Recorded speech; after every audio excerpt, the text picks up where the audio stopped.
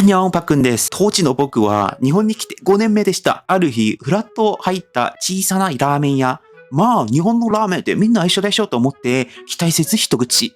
衝撃で箸が止まりました。なんでこんなに複雑で深い味が出てるの？家系ラーメン何それ？その日から僕のラーメン人生は一変します。今日はその理由を3つに分けて話します。1つ目、種類の多さがやばい。2つ目、味の奥深さで心が打たれた。3つ目、地域ごとの個性で旅したくなる。ぜひ僕がラーメンと恋にハマった話を聞いてみてください。まず1つ目はですね、種類が多いって話で、何このバリエーション地獄って思ったんですね。というのも、豚骨、塩、醤油、スープ違いすぎないってことです。日本に来て最初に驚いたのは、ラーメンってスープから別の料理なんだってこと。例えば、博多の豚骨ラーメン、白くなったスープをすすると、骨の奥まで煮出された豚の旨味が舌にドーンとぶつかってくる。これ、飲み物じゃない、武器だと思ったぐらい衝撃的なパンチ力。でも、不思議と臭みがない。韓国で食べた豚骨スープとは完全に別次元でした。一方ですね、塩ラーメン、スープは霞んでいて、口に入れた瞬間、潮風みたいな優しさが広がる。昆布と鶏ガラの出汁が絶妙で、これ、温泉塾で出てきてほしいやつとため息が出ました。そして東京の街で50年間は営業したんじゃないかという中華料理屋で食べた醤油ラーメン。茶色のスープに濁した鶏の香りが溶けてて、50年間の歴史がもう襲ってくる。初めて食べたのになぜか懐かしいって思いました。これが出汁文化か。びっくりしたんですね。一言でラーメンといってもスープだけで完全に別の世界。まるで飲む風景って感じだったんです。そして太麺か細麺かによっても口当たりの次元が違うじゃないですか。韓国のインスタントラーメンっていうのがほとんどは中ぐらいの太いストレート麺ですね。でも日本に来てたら麺のバリエーションに目が回りました。例えばバリカタ極細麺。博多で出会った一杯は細いのに芯があって、噛むとバツンと小さな音がする。これがスープを吸っていく速さと絶妙に合っていて、秒代の勝負でした。逆に二郎系ラーメンの太麺はまるでもちもちのうどんみたい。スープの重厚感、熱い感じとまとって、口の中をガシガシと暴れ回る。一本すすっただけで満足感がドカンとくる。そして、太いストレート麺プラス、濃厚豚骨の醤油家系スタイル。これ大好きです。ズズッと吸い込んだ瞬間、麺とスープが一体化して、うおーって声が出たんですよ。この太さとここのバランスは完全に計算されたもう暴力だと思いましたね。日本の麺は食感、厚み、スープとの相性を考えて選ばれていて、まさに職人の解像度が違うんだなというふうに思いました。そしてですね、最後に僕が完全にやられたのがトッピングの間です。韓国ね、ラーメンに乗ってるのって、せいぜいネギと卵とキムチとか、チーズとか、その辺ですね。でも日本ではラーメンは自分の一杯を完成させるアートになっていました。例えば、味玉割ると中からとろっと流れ出して、スープと絡んで甘くなる。これスイーツかってぐらい衝撃でしたね。チャーシューも店によって全然違う。厚切りの炙りもあれば、ホロホロの煮豚とかもあれば、低温調理もピンクレアもあれば、いろいろありますよね。肉汁がスープに溶け出して、飲むたびに味が変化するのが楽しくてしょうがない。さらに、海苔とかほうれん草とかバターとかメンマとかニンニクとか背脂とか玉ねぎとか柚子皮とか、まるでお好み焼き方式で乗せたいものを自由に組み立てられる。しかも店主がそれを真剣に受け入れてくれる文化があるのが、また尊いなんだなと思いました。この日本のラーメン、一杯、これ全部一緒じゃなくて、スープ、麺、トッピング、この3位一体で、まるで小さな劇場なんだなと思いました。迷って並んで、口に入れた瞬間で、もう気持ちが変わってくる。それが僕が日本で受けたラーメンカルチャーショックの第一幕です。二つ目の話ですね。味が深いってところで、この歴史が眠ってるってところですね。味ってこんなにも語るものなのかと、初めてそう思ったのは、浅草の弁慶さんのラーメンをすすった時でした。この弁慶さんはですね、1973年の創業らしいですね。52年間も続く老舗。入り口はどこか懐かしいキャラクターがある。店内は黙々とラーメンをすする常連たちがいる。キッチンからは煮干しと鶏ガラの香ばしい匂いがふわっと鼻をくすぐる。ラーメン一つお願いしますと伝え、そのスープを一すすりした瞬間、僕の中のラーメンという定義がボコッと書き換えられました。白い色のスープはただの汁じゃない。時間と手間と哲学で熟成された深さのある味でしたね。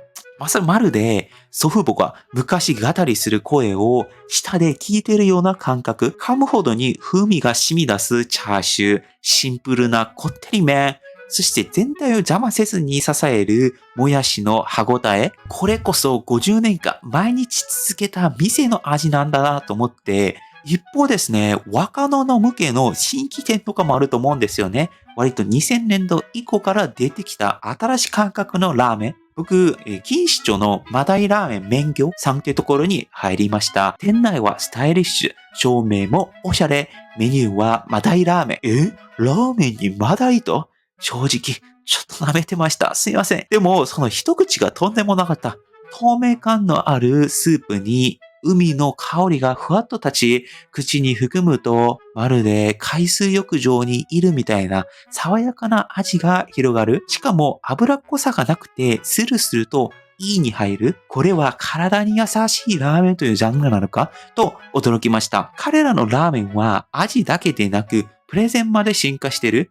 インスタで映える店の見た目とか注文スタイルとか見えるキッチンとか、これはもはや食べるテクノロジーなんだなというふうに思いました。日本のラーメンの深さというのはですね、老舗の記憶と革新の挑戦が同じテーブルで共存していること、50年間、100年間守られてきた味もあれば、明日にはまた新しい味が生まれてくる。ラーメン屋に入るたび、僕の美学はアップデートされ、次はどんなストーリーのラーメンに出会えるかなと心が僕今思っています。一口で歴史を学び未来を感じる。こんな食べ物珍しいですよね。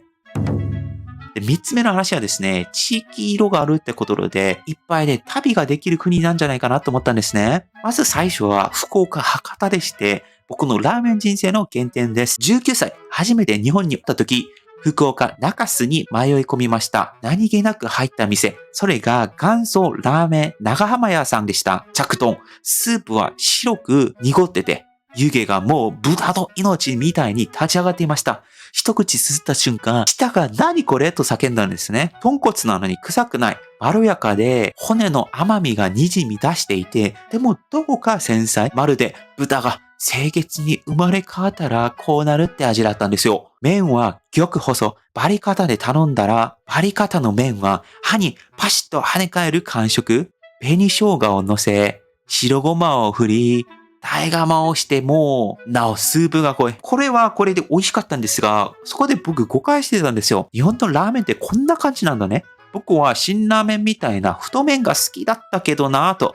豚骨ラーメン本当に美味しかったけど、ちょっと足りなかった。正直に。で、だって韓国でラーメンって言ったら、この辛ラーメンの一つのスタイルしかないですね。だから、博多ラーメンイコール日本のラーメンの全てだと、僕勝手に勘違いしてました。すいません。そしてですね、僕東京に来て、横浜家系ラーメンに出会ったんですよ。そこから数年後、僕大学院で東京に上京したんですね。その時偶然見つけたのが、横浜家系ラーメン。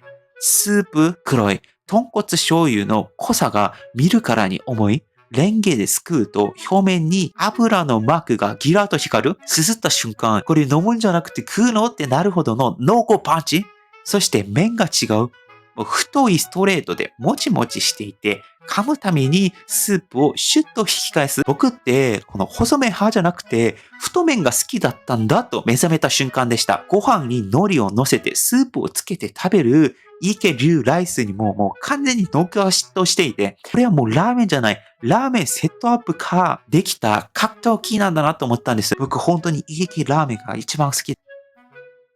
そしてですね、話ここで終わりじゃなくて、ついに出会ってしまったんですよ。ラーメン二郎さんですね。亀有店でした。開店前から行列ができていて、僕先輩に連れられて行ったんですが、もう入ってみたらもう衝撃で油増し増しとか、こういったコールが飛び交う一種の宗教儀式みたいな雰囲気にビビりながら着丼。でかい山盛りのもやし、分厚い豚バラ、背脂、ニンニクの匂い。ラーメンというより、これ火山なのかなと思いました。スープを一口。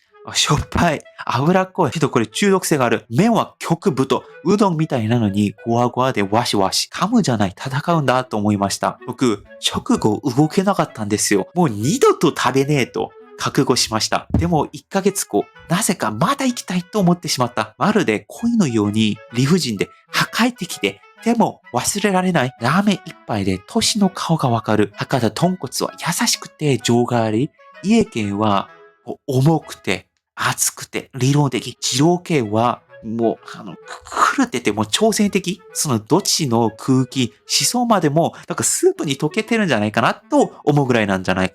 だから僕は言いたいんですね。